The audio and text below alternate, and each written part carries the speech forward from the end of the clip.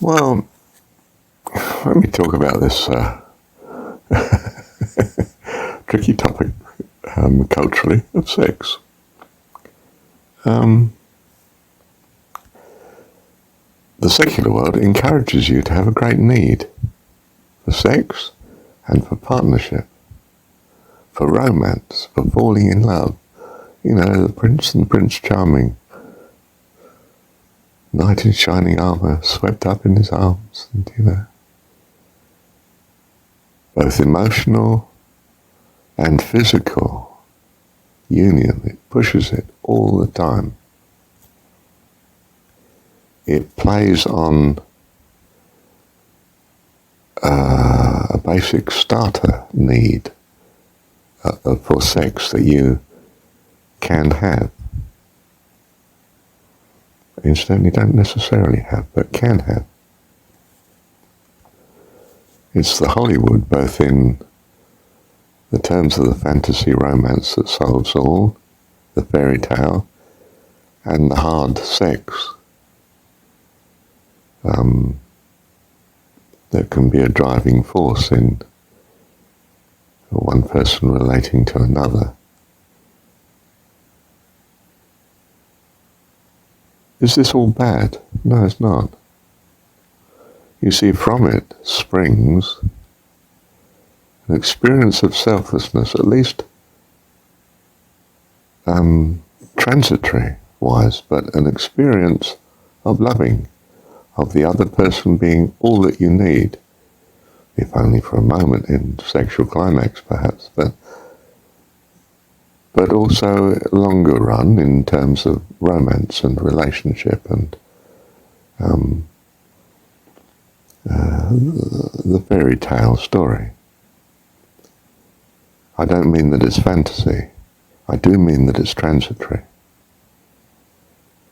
That it's presented as going to be satisfying. In other words, in some sense, it's presented as they lived happily ever after. If I could only have this partner.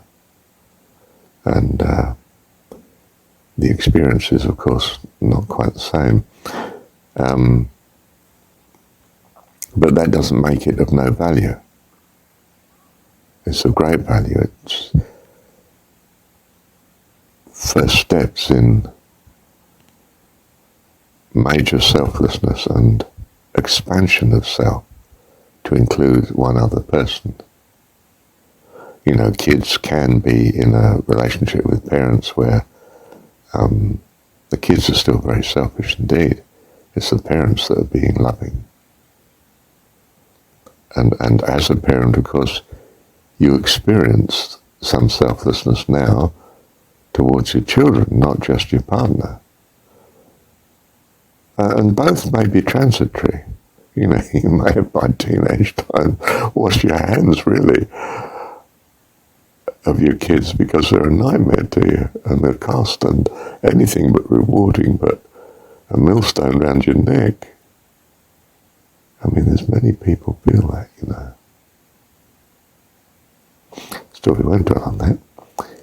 The point is, it's still been an experience that helps you mature and a blessing in the overall picture of things. It's not that imposed celibacy is some sort of, answer or final solution. It's that the need, the fulfillment is not found in that as time goes on. You've been there, done that. It's not ongoing fulfilling. It becomes sort of vacuous if you keep doing it with the next partner and the next. You can reach a maturity that no longer finds that as alluring and satisfying, and you realize you need to devote yourself to your God, what you truly value now. It's what you value now that counts, and you should be following that. When you're young, You may well value greatly having a partner and being totally devoted to each other, and perhaps so devoted you don't even have kids. I mean, you don't want them to get in the way, or so devoted you can only express your devotion by having kids together. Whatever it is, you see, it's a necessary part because it's what you value now, and your God is ever, truly, only and solely from your perspective, how you see it. In other words, what your perspective is. What else could it be? And you should love your God with all your heart, soul, mind and strength. And if you must have the beautiful maiden, or you must have the handsome young knight in shining armour, fine. Go and do it, girl. The outcome won't be quite what you think. But that doesn't matter. It's part of the journey. God knows that. He has this happen for a very good reason.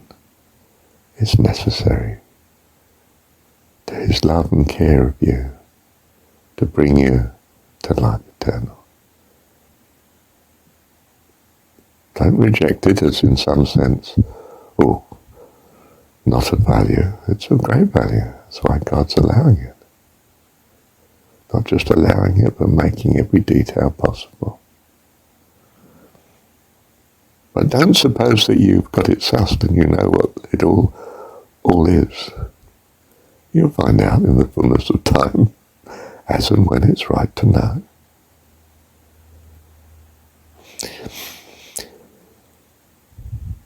Can you bypass all this? Well, yes. I mean, there's many a person who seems to be born as almost an avatar. I mean, enlightened, godly from the beginning, focused on heaven.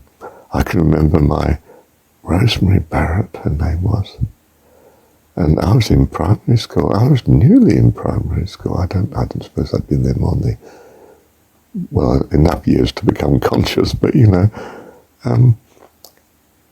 and she said she was going to be a missionary. What's that? Someone who gives their life to God. Oh, really? Mm-hmm. And I'm certain that's how she spent her life. She knew it from the beginning. We were both little kids, My friend sitting next to it in class. Oh. Rosemary wants to be a missionary. I can't remember if I talked about it with Mum or not. But I still, I understood in some sense what she meant by missionary. I mean, she explained it to me and I got the idea, Oh, that's interesting. Novel to me, of course, coming from a secular family and being so young. So I don't say everyone has to go that way. The worldly way, so to speak, first. But perhaps most of us do. That's why we're here. And that's why, there wouldn't be children and the race wouldn't continue if we didn't, would it? You see, God has it right. We can see in some ways how he's got it right. In other ways we can't. And that's what horrendous evil's about. Ways that we just can't see. How can that be good? It's just terrible. And we have to trust him for it. And you can't not trust him for it. It's intolerable if you can't trust him for it. We have good reason to trust he's been very kind to you and to me in providing life to this very day, this very moment. In our window of vision from birth to now. In his window of vision from the beginning of time to the end. And there is no beginning nor end. In our true reality, which is beyond time, as he is beyond time, and dimensions and form and matter and so forth.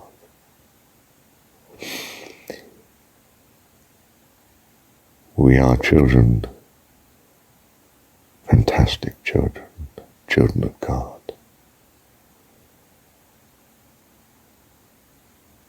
That's what I reach out to. Children of your God, my God. I don't mean they're the same. Our views are so different. But children of God, wonderful God in my case, and perhaps yours, a God that loves all, creates all, is all loving always, loves us, his children. He's our dad. That I take to be the very essence of the Jesus story. I've given them your name, Dad, Father, Heavenly Father. I've given them this name of yours, Dad, Dad. I've finished the work. I'm going now. Good night. Thank you, Heavenly Father. Thank you, Dad.